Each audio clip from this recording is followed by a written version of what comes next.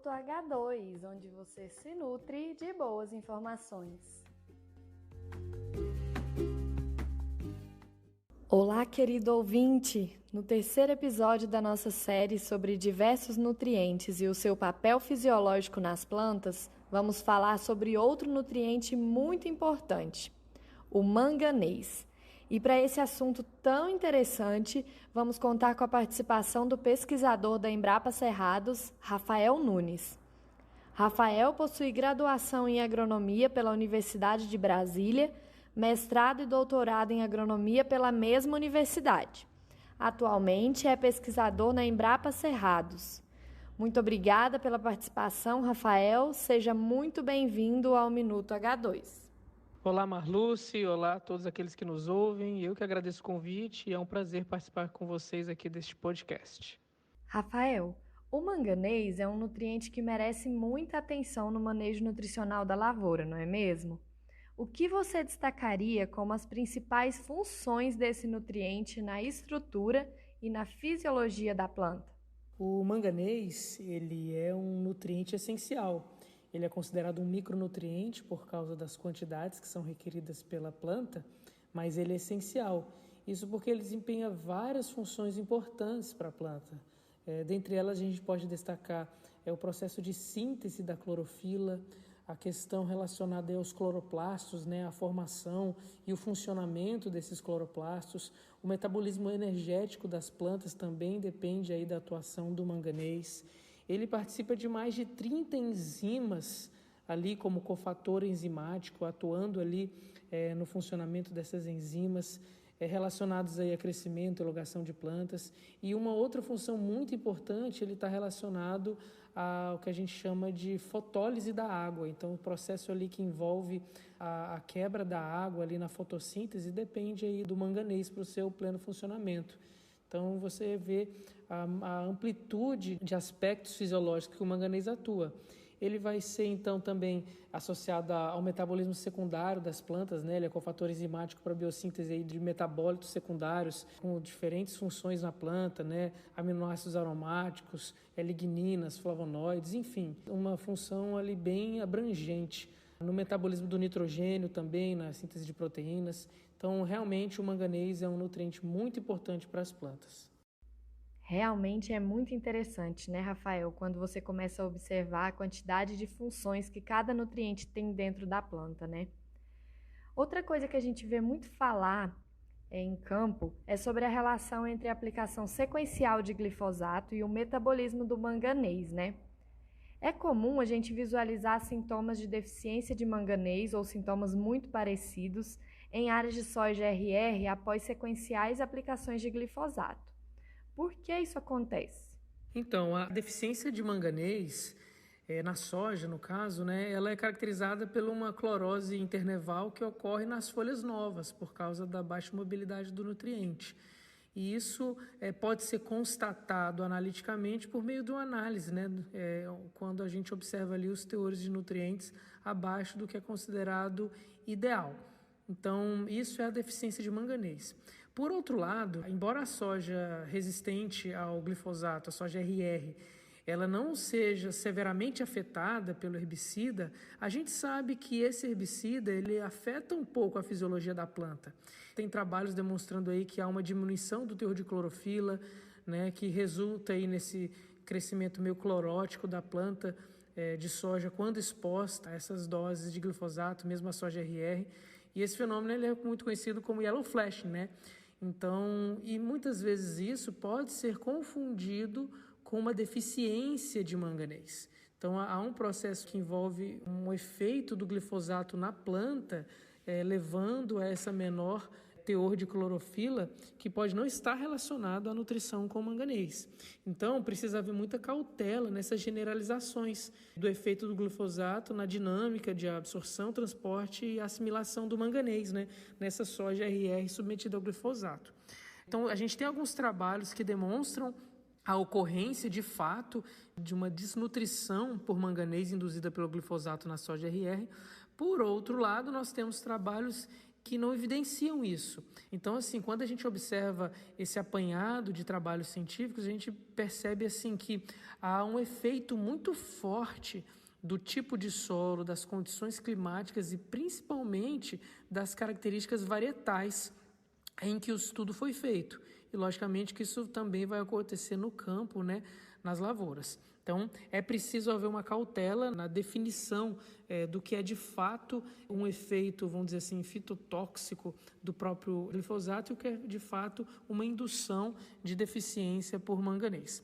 Agora, quando essa deficiência ocorre sendo induzida pelo glifosato, nos trabalhos em que isso foi demonstrado, a gente tem aí pelo menos 3 justificativas, né?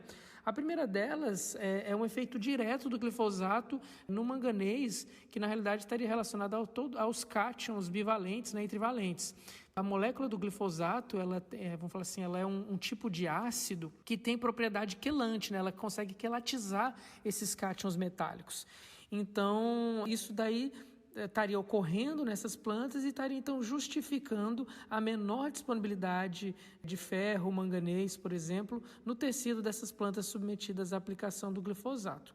Então, como a gente sabe, o manganês estando diretamente relacionado aos teores de clorofila, estaria aí justificando o aparecimento do sintoma de deficiência de manganês, induzido pelo glifosato.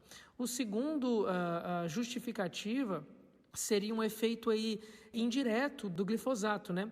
Então, nessa planta RR em que foi aplicado o glifosato, tem trabalhos demonstrando que há uma alteração nos tipos de exudados radiculares, né? Eliminados ali pela rizosfera. Então, essa exudação da rizosfera ela é alterada e também há uma alteração, consequentemente, da população de micro-organismos. O que observa? Que há uma alteração dessa população de organismos no que tange aos organismos redutores ou oxidantes de manganês.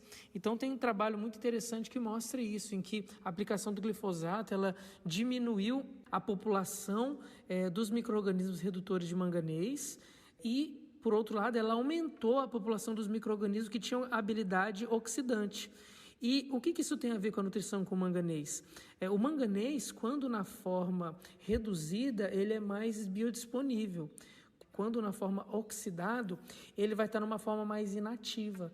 Então, estaria induzindo aí uma menor aquisição de manganês pelas raízes, por uma indisponibilização do nutriente, por uma modificação na composição da microbiota do solo. E, por fim, uma terceira justificativa desse efeito do glifosato na dinâmica de nutrição com o manganês é porque tem trabalhos também que mostram um efeito do glifosato, mesmo em soja RR, diminuindo a massa de sistema radicular, o crescimento das raízes. E o manganês é um nutriente que entra em contato com as raízes basicamente por difusão. E a absorção dele também é por mecanismo ativo, ou seja, com gasto energético. Então, se eu tenho ali uma redução na massa de raízes, consequentemente, eu vou ter maior dificuldade de ocorrer o processo de difusão. Como resultado disso, pode haver, então, uma menor absorção do manganês contido no solo, por causa desse efeito aí no sistema radicular. E no caso da deficiência de manganês propriamente dita, a aplicação desse nutriente via foliar pode ser uma estratégia para corrigir esse tipo de distúrbio? Sim, a aplicação de manganês foliar pode ser uma estratégia para contornar esse tipo de problema, né, que seria a deficiência de manganês induzido pela aplicação do glifosato em soja RR. Ou seja, ela vai então fornecer uma forma prontamente disponível, né, do elemento, nessa forma aí reduzida, e ela vai ser então mais eficiente, visto que você pode ter gerado esse problema por vamos falar assim, uma quelatização momentânea do manganês que havia na planta, né? Então você fornece um novo manganês pós-aplicação do glifosato, por exemplo, ou também contornando os problemas que o glifosato pode ter imposto à absorção que ocorre via solo, né? Fornecendo então de forma suplementar o nutriente ali nas folhas da planta.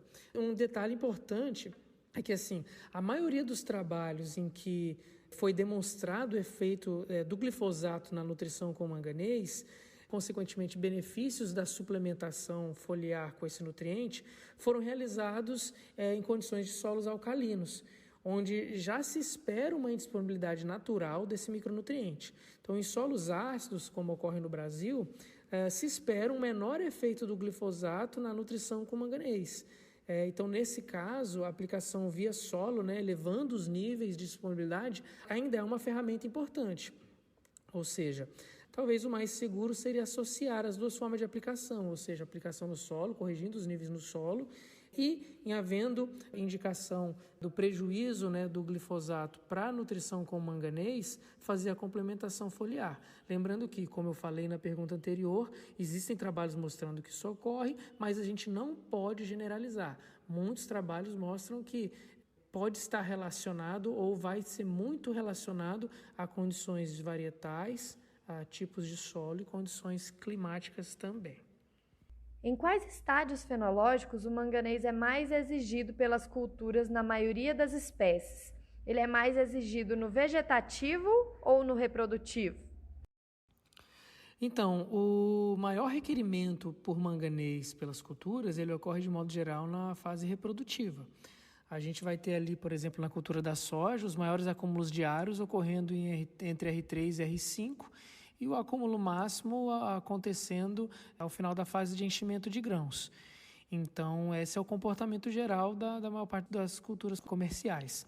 Isso não quer dizer que não haja um requerimento na fase vegetativa, ele só é menor.